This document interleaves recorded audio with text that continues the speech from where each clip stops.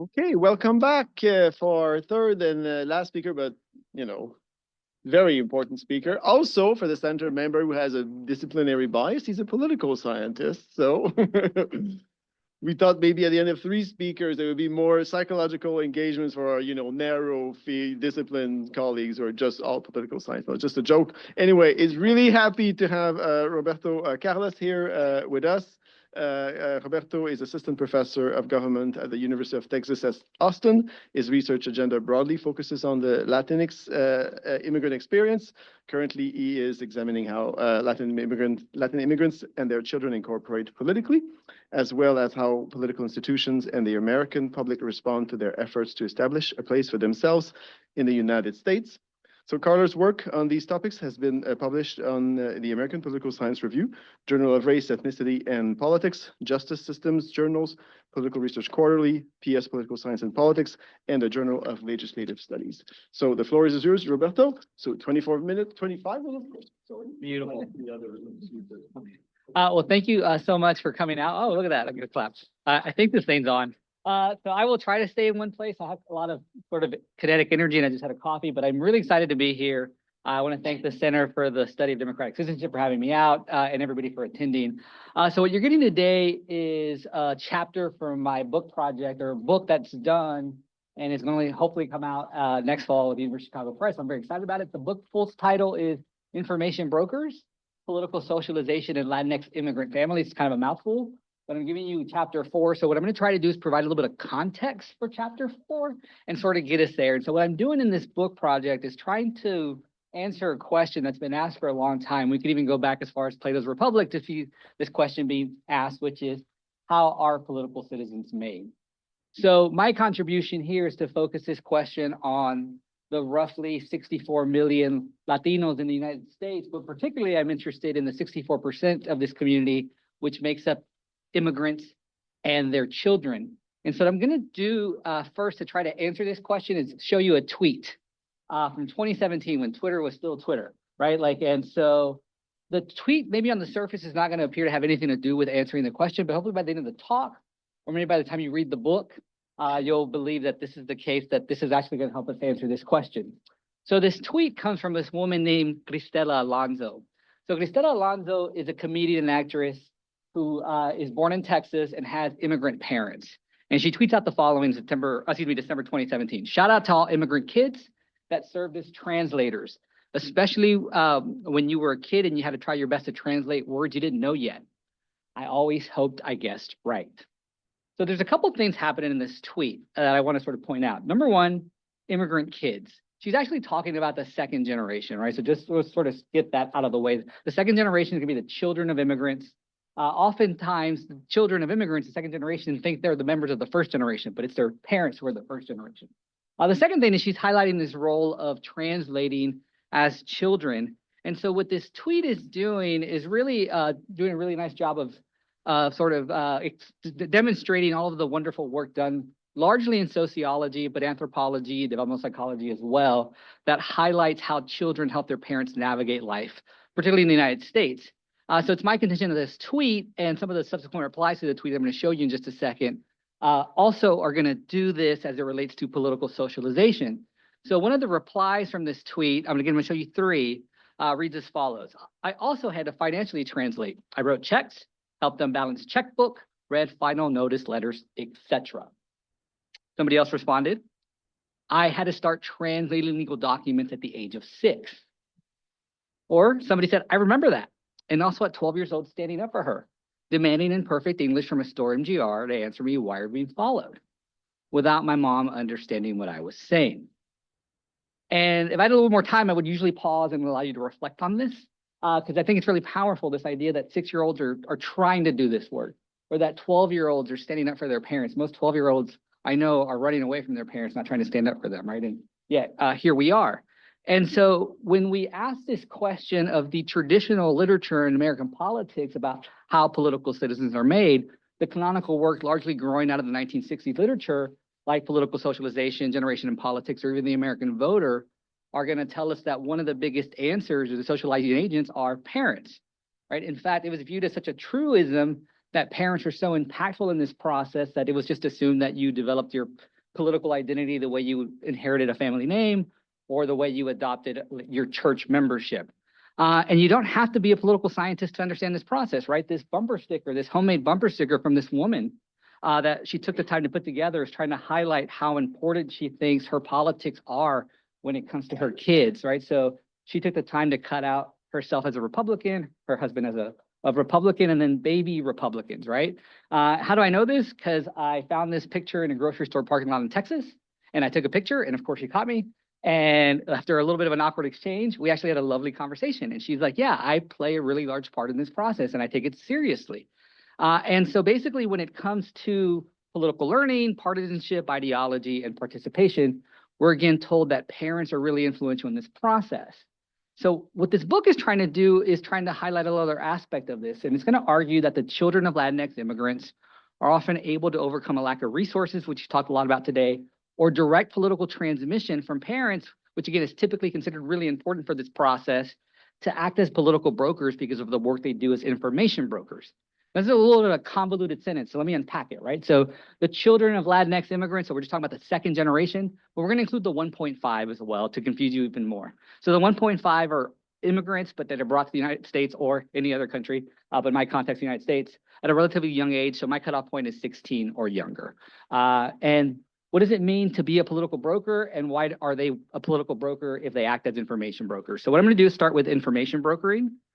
This is just my attempt at a rhetorical shortcut to highlight all the wonderful work explaining how children help their parents navigate life in the United States, right? We can think of it as the transfer of human capital, but instead of from parent to child, I want you to think about it in reverse, where children are introducing information to their parents.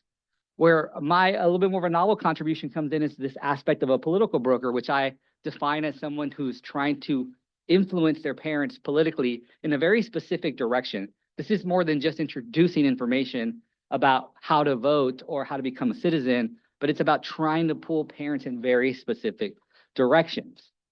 And so what I want to do is just back up a little bit and introduce you to an article that I got published in 2021. And I think I went too far ahead, but that's okay. That's perfect.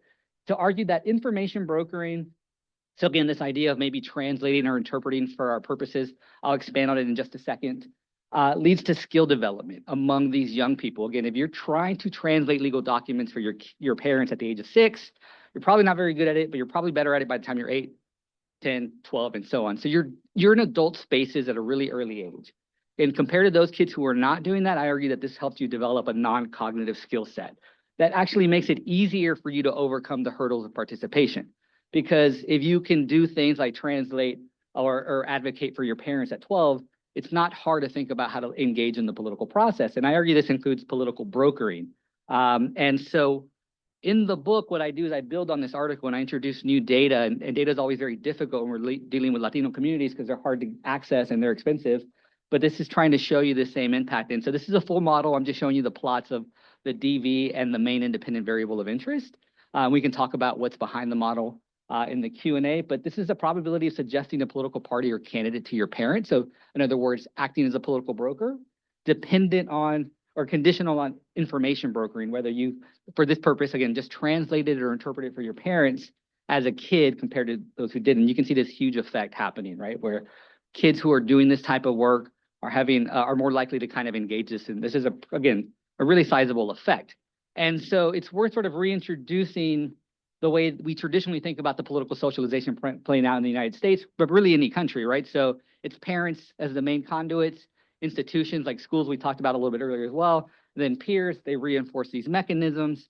And then by the time you reach adulthood, it's assumed you have a relatively stable political identity, definitely by the time you have kids. And so the immigration scholarship has done a really good job of highlighting how this is not exactly the case for immigrants, right? Because we have this really important thing that happens, which is called the migration process that can disrupt this, right? So whether you're from Mexico or Ecuador, the process looks very similar during childhood where parents, institutions, and peers are impactful. But when you have this critical juncture of migration, all of a sudden you end up in a host country, in my case, the United States. And your ability to make a one-to-one connection between your host country and your country of origin's politics is not always very good. And particularly if you're just worried about economic survival. And I'm focusing again on Latinos in the United States, which are the lowest resource community in the United States when it comes to immigrants. The youngest, are the poorest, and the least educated. And so they're going to have the biggest resource gap.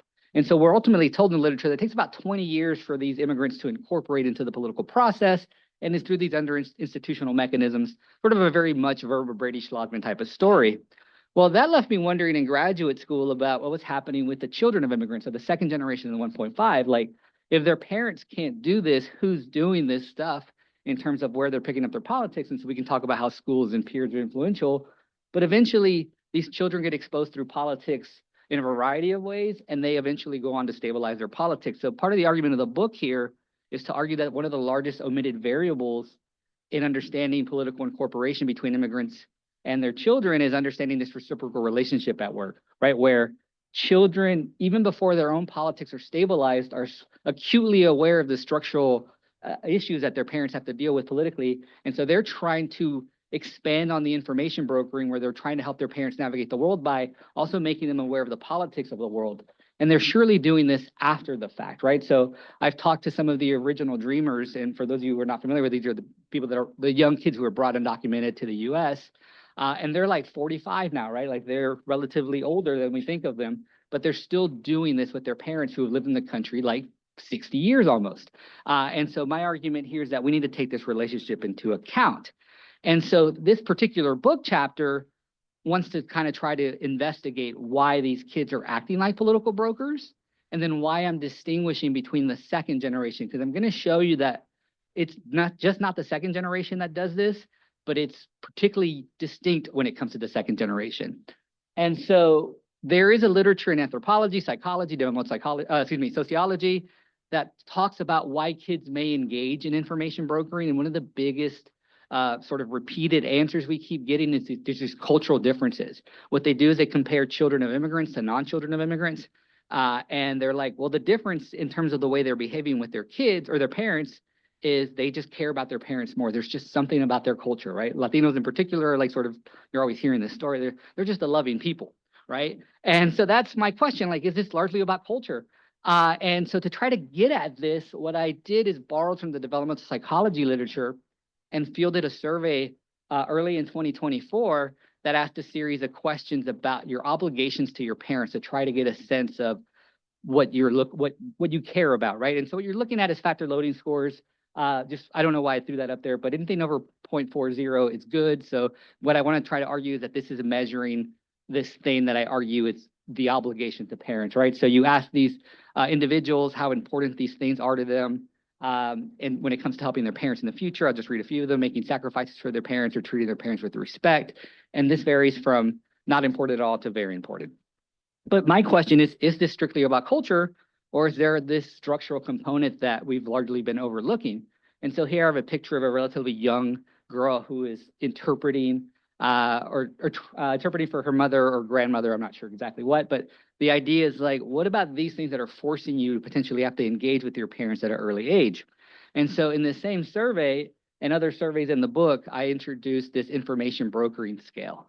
And so what I'm going to do is basically do a principal component analysis. I'm going to put all these together and create a scale. But basically what I'm asking here is, when you were a kid, how often, if ever, did you do any of the following for your parents, right? I'll just read a few. Help think about major purchases, understand legal documents, explain norms and customs, which is a really big one, translate or interpret. And again, this is happening beyond the second generation. As you can see here, it happened in the third generation. Part of this is about the strategic decision I make to only treat the second generation as kids who have two immigrant parents, because I argue if you have one immigrant parent, you kind of understand the way the world works through them, right? And so the other part of this is I collapse this variable to make it easy to understand. And so it's actually making it seem like the third generation is doing this much more than they actually are when you actually break it out. But anyway, I'm happy to talk more about that shortly. But what I wanted to do is just to give you a sense of what's happening here. I'm looking at these two questions that I'm going to treat as my DV. And again, I'm modeling these out. I have a variety of things that I'm looking at. And the question I have here is, have you ever asked your parents to consider supporting a political candidate or party? Simple yes or no, dichotomous. And then I ask, how often have you tried to convince your parents to support a particular political position? I ask a few more than these, but we're just going to sort of focus on these. And this goes from never to regularly. And so again, I'm modeling these out, but I'm interested in these basically two independent variables of interest to see which one maybe has more purchase in terms of what could be explaining whether somebody's ever asked their parents to consider a political party or a candidate. And starting with the first one here, you can see here that, again, this is both in the same model. When we look at the obligation scale, there's just no difference in the likelihood of suggesting a political party or candidate to your parent if you feel one way or another in terms of the obligation scale. Where you start seeing these differences is as you move from never to regularly, you're increasingly become more likely to engage in, again, what I call political brokering. The same story is true, again, trying to convince a parent to follow your politics. And you see the same story up here, right? So the obligation scale is not telling us a lot. This doesn't mean that culture is not important. I absolutely think culture is important. But there's another mechanism here that's a little bit more powerful in terms of explaining some of the behavior we're seeing. And so then the question is, again, why am I so focused on the second generation? Because I just showed you a snapshot of all Latinos. This is a representative survey. What makes the second generation so different? And so to try to get this, at this, what I wanted to do is think about the process of the way the children of immigrants may be trying to navigate the world when it comes to their parents. And so I'm going to introduce this slide, although I already regret it, because what I like about this slide is introducing this idea of the Black utility heuristic. For those of you who are not familiar with the Black utility heuristic in the American politics literature, it suggests that if we want to understand Black political behavior, we need to understand that it's a two-step process. In order for Black Americans to have these simple shortcuts about whether something is good for you or not, you ask yourself, is this good for the Black community? If it is, then I'll decide if it's good for me. If it's not, then I'm done. I just like that framework of a two-step process, so I borrowed that idea of a two-step process because I argue a lot of the calculus that children of immigrants do is they ask themselves, is this good for my parents? If it's not good for my parents, then I don't want anything to do with it. If it is, then I'll consider it, and it's a two-step process. So the question is, how do I show this and maybe beyond just some observational data? So I introduced the Ross Knight experiment. So this is Ross Knight. And this is a survey experiment. So everybody in this exclusively Latino sample is going to get a picture of Ross Knight. And there's one of 4 Rosses that they're going to be randomly assigned to. So they are always going to see Ross Knight. They're always going to get the same vignette about Ross Knight. The only difference will be what state they're in to try to make it a little bit more realistic. And then Ross Knight is always going to tell them his opinion on the economy and climate change. So we're going to call that baseline Ross Knight. So baseline Ross Knight, picture, vignette, economy and climate change. If you get Ross Knight number 2, you get the same picture, same vignette, same 2 issues on the economy and climate change. We did the third issue, and the third issue is comprehensive immigration reform. If you get Ross Knight number 3 randomly assigned to you, same picture, same vignette, same 2 issues about the economy and climate change, but now you got immigration benefits for everybody. And then finally, if you're randomly assigned to the 4th Ross Knight condition, same picture, same vignette, same 2 issues about the economy and climate change, but now you get something about Social Security. And the reason I picked Social Security is because I wanted to make it something not about immigration, but about your parents and how they could potentially benefit from this process. And so what I'm going to show you here is just the average treatment effects for the whole sample first. And so you can ignore where it says probability of supporting. This should be the average treatment effects. And this goes from 0 to 4, right? So in your likelihood of supporting Ross Knight. And so what we're looking at here, compared to the baseline, you get significant differences across the board for the whole sample. And so what you could rationally think is like, well, it seems to be that this additional piece of information did Ross well, and people just preferred Ross who had more information over baseline Ross. And I think that's true on the surface, but again, I argue this is an immigration story. And for me to really tease this out, what I did is I broke this out by generational status. And I wanted to compare the difference between the second generation and the way they responded to Ross Knight. This also includes the 1.5 and the third generation and beyond. And you can see when we look at just the third generation and beyond, there's actually no differences in the way they evaluate statistically Ross Knight's candidacy from baseline to Social Security Ross. Where you do see these differences, and these are all significant differences across the board, are baseline Ross compared to everybody else in the second generation. To me, suggesting that their calculus is a little bit different. So then I take this a step further, and I said, well, you know, what is the likelihood that you would ask your parents to support someone like Ross Knight, even if they can't vote, because again, we're talking about immigrant community. What is the likelihood of you doing this? And we kind of get the same story here. Across the board, it seems like significant differences, although for not to annoy the methodologist, but just for the sake of time, we're going to call the immigration reform marginally significant, like a below p-value of 0.10. But these are differences. But again, for me, this is a generational story, and we kind of get back to what we saw earlier, which is when it comes to the third generation and beyond, you don't have any difference with the added exception of this marginal significance for immigration benefits. But across the board, these are all significant differences for the second generation. To me, again, highlighting how the second generation is navigating the political world differently. So one question you probably are going to have is, well, do parents listen to this? This is another presentation. If I had an hour, I would tell you. But the good news is you can buy the book and find out. Or yes, it does matter. But so like the one thing I haven't even talked about, and I but definitely had coffee because I am rolling and I'm almost done. But I haven't even talked about the issue of like status, right? So I want, this is like my penultimate slide, because I want you to think about the issue of status, which I have yet to talk about, and how this young woman is in this very public space with this sign that says, forget weed, or maybe something a little bit more aggressive, legalize my mom. And this idea that a young person would go to a public space and put themselves out here to be invited, like to invite ridicule, potentially shame, embarrassment, and actually not out of the question, surveillance, and yet still go and advocate for this individual is, I think, a really important part of this. And so this idea of status only exacerbates this relationship. When I introduce issues of legal precarity, you see these effects jump through the roof. And I also want to sort of say that one of the questions I get, not from a Canadian audience, but an American audience, is like, why should we care about this? And I'm going to say the reason you should care about this, because this is our future, right? This is coming, at least in the United States context, where by the time we get to 2065, it's projected that over 1/3 of the population is either going to be immigrant or child of an immigrant. And if we're not waking up to the way these individuals are navigating the political world, we're going to be continued to be shocked and sort of confused by some of the politics that we see play out with this community. So that is where I'm going to end. I look forward to your questions, to your comments, and your concerns.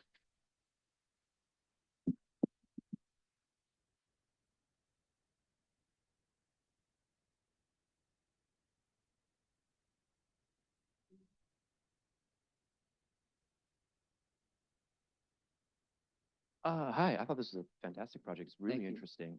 I did have a question, and maybe this is just something you didn't have a chance to talk about if you'd be more precise about like the overall. I know you talked about specific Ross Knight, hypothetical member of Congress, and like one policy arena, immigration. What about the overall directionality of these effects? Like, is this on maybe I know this is a scale with a lot of problems, but for, a left-right scale, or measures of authoritarianism, or maybe something like that, because I know that a lot of the measures, the literature on things like authoritarianism uses attitudes towards child rearing as a proxy. So I'd be really interested in if you have explored at all, what does this do both on the children when they become adults and become citizens, and on the parents?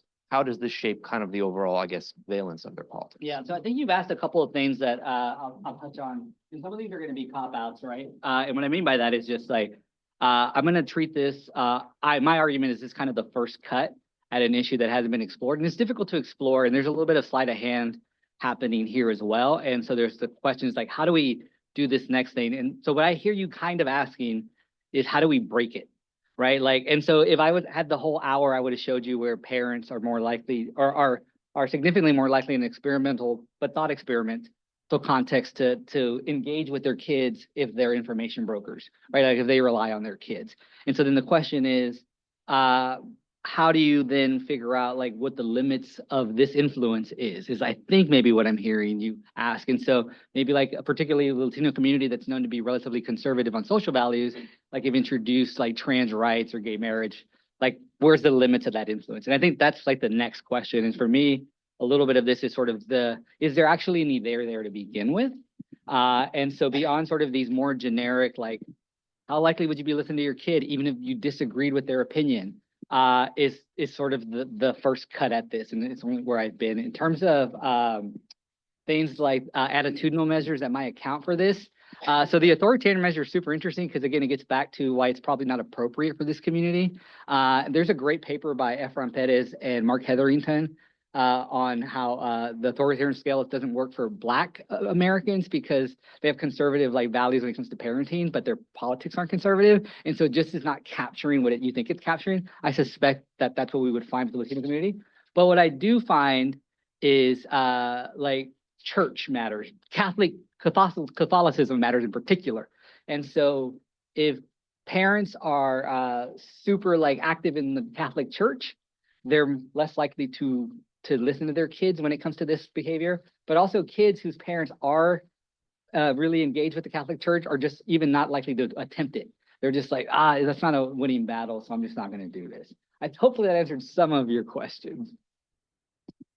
I have a follow-up question. Where are we at? There we go. Thank you. Sorry. Thank you very much for your talk. I'm curious about whether you think it's specific to the political domain or whether it's a matter of role reversals and the children might take on a more like decision role in different life domains and important life decisions and so on. Yeah, thank you. So it's absolutely not limited to the political domain, right? I think it actually starts not in the political domain. It's sort of and that's kind of what I try to speed through a little bit, which is like all of the information broken these kids are doing is not political. It's just like, how do I communicate with the cashier at the grocery store? Or how do I, figure out where this thing is, or how do I do this? Or my boss is coming, but I can't speak English. Can you help me do these things? And so what I argue is happening, these kids are developing like goodwill, like a bank of goodwill with their parents. And so what their parents are realizing pretty quickly is like, I have a resource here. This is one of the reasons, according to the economic literature, that immigrants don't learn English, because they lean on their kids and they are rational actors, and they recognize we have a built-in like English speaker here for us, right? Or whatever the context would be. And then that opens up a reservoir of like, well, my kid has done pretty well by me. I trust my kid.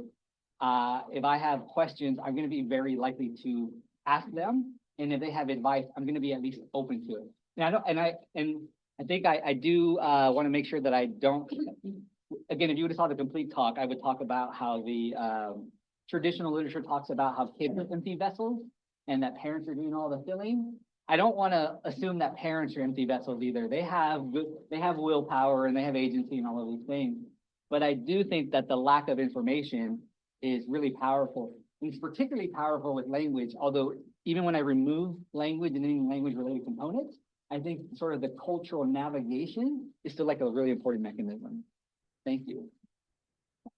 Hi, thank you very much for your presentation. That is super interesting. I have a couple of questions. So I think one of them is related to what you were saying. Like I was thinking about how much the psychological support, can have an impact also on the fact to want to, convince their parents about political choices, not necessarily a candidate, like more like many other dimension of what we consider as political. So yeah, I like the way also you presented the power, the gain of power that children get at a very young age. So one of my question was like in terms of heterogeneity about your samples, like the parents, are they economic immigrants? Like what are the status exactly of all of the, like for the different generation? And also just for the question on how do you convince your parents often in terms of political, like for political candidacy?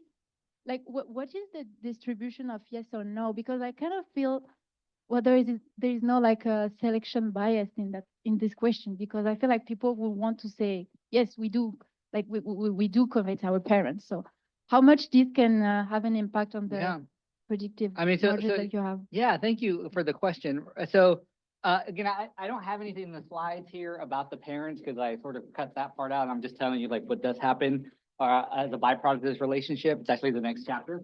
So I've worked hard with BSP Research, formerly like Latino Decisions, which is a firm that is specialized in attracting like unacculturated immigrant groups to try to capture. And again, but it's an online sample, right? So I am not sitting here telling you that I have like a probability sample that's like gold, because that's like $1 million sample that we'd be talking about. So this is kind of trying to cobble together this thing. And this is why I think the experiments are more powerful than some of the observational data, because there at least we're not worried about how representative the sample is. We're worried about whether the mechanism is working or not.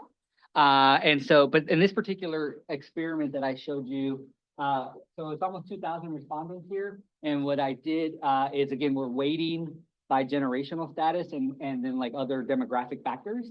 But I have roughly 600 immigrants. I have 600 second generation, and I have 600 third generation and beyond to try to sort of capture that thing. But again, that's a very important point, right? Like the representativeness of the sample is always the struggle in terms of what's happening. In terms of the second question, which is like there's a bias built into the question. I think if there was, we wouldn't see this gigantic effect based on the conditional impact, right? Like what information brokering is doing. I get the tendency in terms of like wanting to, let me see if I have the distribution actually. I might have it. I just have the actual table. Maybe I have the distribution. Don't think I have it. But yeah, this is a good question, right? Like this is not like 5% of the population, but it's also not like a majority. I think it's probably around 30% that are telling us this, because I think you'd be surprised how people don't feel they have influence with their parents, right? Like that's a difficult thing to ask, I think, particularly once we move on from the second generation, right? Thank you. Thanks for the presentation. I'm really looking forward to buying and reading the book. But in the meantime, I have lots of questions. I'll keep it to 3 for now. Short. So first is with regards to your measurement of information brokerage. I feel like you're conflating language brokerage and information brokerage, and in the literature they're like 2 different concepts. Yeah. And so I was wondering if you looked at them separately and why you look at them together. Sorry, go ahead. Okay, so that's the first question. The second question is about heterogeneity. I was wondering if you looked at the influence, so bottom-up influence at different ages. So we know that teenagers may not be as inclined to be in touch with their parents, and there's like more intergenerational conflict or less communication at that age. So I was wondering if you look at like younger, older children and their influence, and well, aiming at influencing or something like that. And also like heterogeneity with regards to time in the country. So for the first generations or 1.5, in terms of also like having some kind of effect on more or less influence. And the other aspect is with regards to all this, the impact, potential negative impact of being a broker 100%. on children, but also on parents. So with Anne, we're doing some work on that. And we see that being a language broker can have negative impact on parents. And as you kind of mentioned it, so you rely on your children, so you don't develop your skills as much as a parent. Well, again, I could say you're going to argue that they're being rational actors and not sort of, but I will get to the negative impact question first, because it's absolutely right. And there's a lot of wonderful literature in sociology in particular that talks about the negative impact that these children sort of are affected by because of the burden of doing this at such a young age, right? And it's just a big demand that they're being asked to do. But it almost relates to the way I'm going to try to answer this question. I kind of think it's still really important to talk about it in a way where we have to be really careful about introducing our own middle class biases about the way families should operate and be structured. And so I sort of am kind of punting a little bit, but am very cognizant of this idea that something that we might see as maybe too much of a burden, some parents may see as actually something valuable in teaching grit and like resiliency, to use a word that was used earlier, right? Like, so I think that's part of the way I think about it. But I totally acknowledge in the book, like, here's a whole literature on this, and here's a little bit of what's happening, but let me show you some of the other things that happen behind this. In terms of this information brokering scale, so I take out everything that has to do with language to see if it still operates, and it absolutely does. And it's actually pretty impactful, not as impactful because language is like the biggest driver by far. But it's actually really impactful when it gets back to this idea of like cultural norms and explanations, right? So even for kids who I've talked to, thinking of Jamaican immigrants who speak English, right? And so for them, the issue with they talk to me about is not with their parents not understanding the language, it's with their parents not understanding the cultural sort of dynamics. And they also get tired pretty quickly and say like, why don't you deal with this? Or tell me how I should operate with this, right? So sort of this fresh off the boat like mentality, to use a phrase that I hopefully is not pejorative. So the reason I include it all together is because I don't think of them as separately. I actually think of this as a holistic thing. I think if you want to try to get a sense of the way this is actually penetrating this world, like it's all of these things. You're not just doing, if you're doing language, then you're doing all these other ones, right? And so I think for me, it's trying to capture like the most realistic picture of this process, and hence why I included all of them. So I think that was the third question that I answered. Oh, heterogeneity. Remind me about heterogeneity. I just remember the word. Yeah, so I haven't looked at the first generation, but it does have like attenuation, right? And this is why we were talking a little bit at lunch, where I think where it's the most impactful is probably just as you're finishing up high school and sort of where your years would be college years, although they don't always have to be. And you see that attenuation in terms of the amount that they do it. And you see the same thing with parents when they rely on it. And I think it has to do with distance as well, right? Like you potentially move out, although if you're a good Mexican child like I was, you don't move out till you're like 30, but that's fine. But there is attenuation that does happen. But these impacts are still significant, right? Thank you. Other questions? Well, while you think about your questions, I'll ask mine then. So I have two. Can you summarize them through benchmark and resources? So benchmark. Do you have, I understand this was a study of just Latinos Yes. in the US. So do you have any idea of the benchmarking in terms of the non-Latinos or the Native Americans, the non-immigrants? Especially because we've known from other literature that is not based on immigration that there's a trickle up. I'm sure you're familiar with Yes. McDevitt and Sheffy, Yes. maybe 15 years ago. Yes.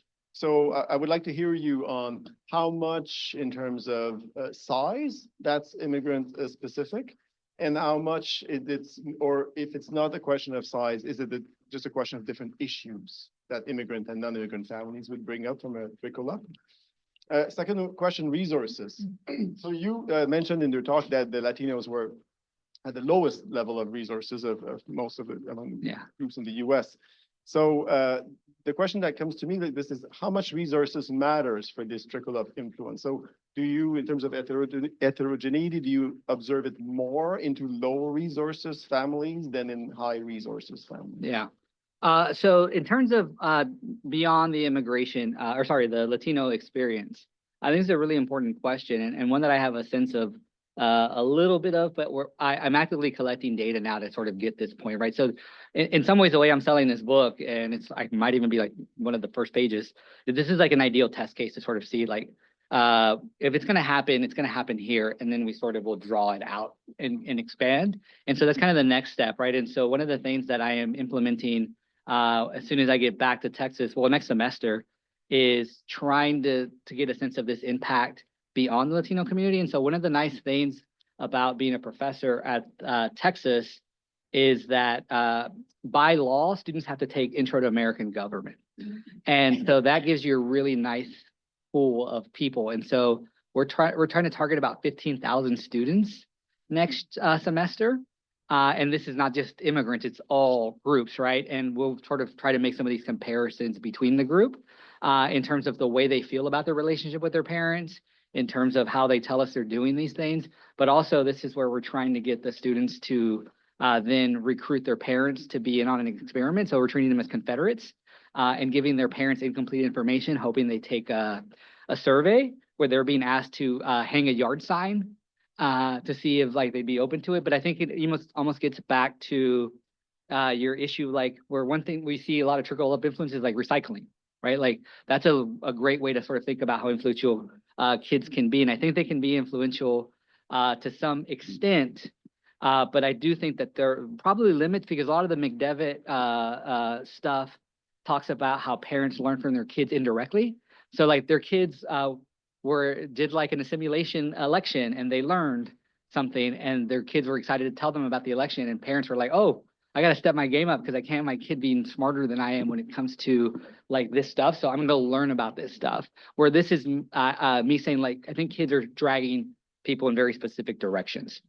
As it gets to the resource story, like this is absolutely a resource story for me.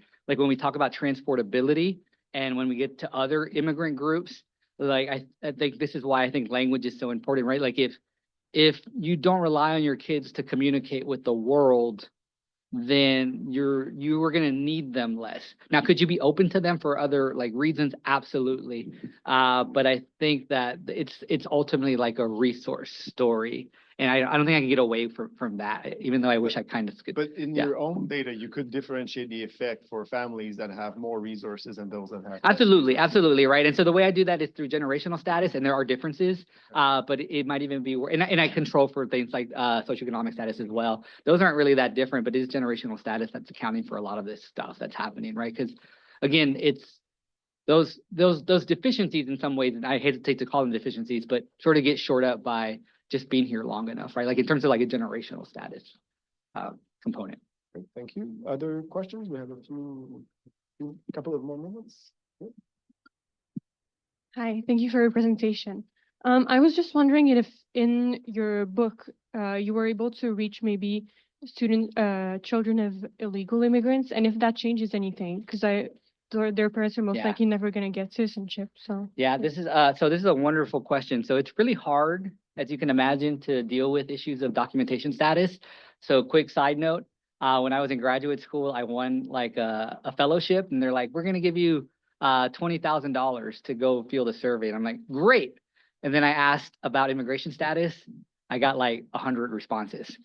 Worse, so don't do that, right? Like at least you have to be a little bit more creative.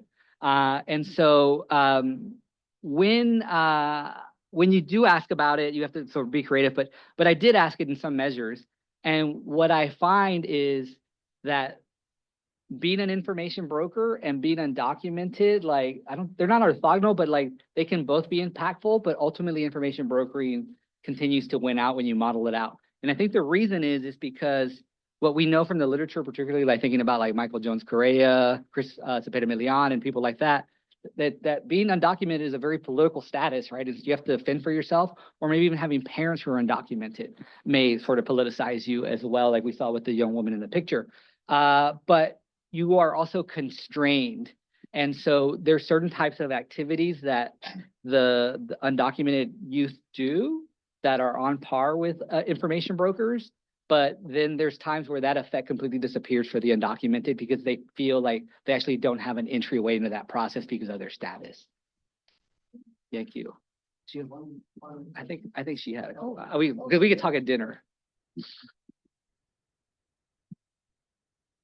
Thank you very much for the presentation. I have a question about negative impact Yes. on the Yeah. immigrant kids. It might be my stereotype, but I feel like young children are more open to change their idea, more flexible to sometimes more passionate about social cause, and more likely to be influenced by the media and the peers. And I wonder if being information broker and being more attentive about what parents think or what they think parents think are likely to influence their interest on the social cause. They're more likely to take a decision. They are more likely to be less interested, less passionate about the social cause because they are unlikely to think they can change the world, or they can change about the climate change. Sure. Yeah, so I feel like you're asking me a few questions, and so I'll try to interpret the way I think you're asking it, and then you can tell me if I'm wrong. Because at first I thought you were going somewhere a little bit different, which is like, what's media doing, right? Because like we could think about like misinformation and kids who are like, I think I have information, let me introduce it at home. Like, what's the negative impact there? But it doesn't sound like you're actually going there. The question seems to be like, if kids, so I'm a little confused, but I think if kids can sort of be, well, here's what I'll say. Kids think they have a lot of influence already, right? And so it's kind of like when you ask people if they vote. Everybody says yes, they vote, right?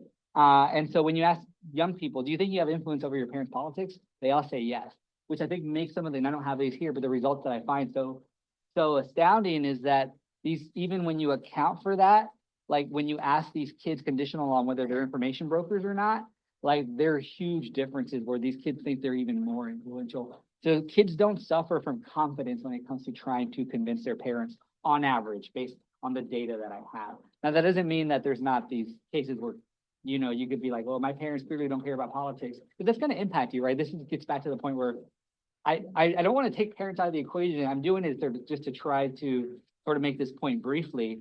But parents are absolutely powerful. They bring values, and that's going to likely impact you. But also, your environment as a child of an immigrant, if you're not getting a lot of this attention earlier, like who's feeling this, right?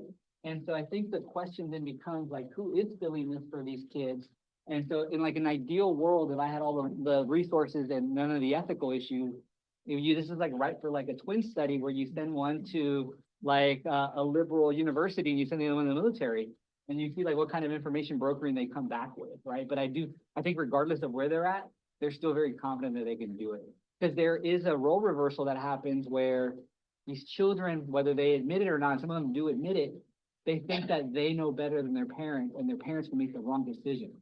And that's like this is why you have 40-year-olds still trying to talk to 60-year-olds about what to do with their money or what to do with their politics. It's because they think like, I've always had more information than you've had, so I'm smarter than you are. That's kind of a very simplistic way of saying that, but that's kind of seems to be what comes out in some of the qualitative stuff that I do in the book.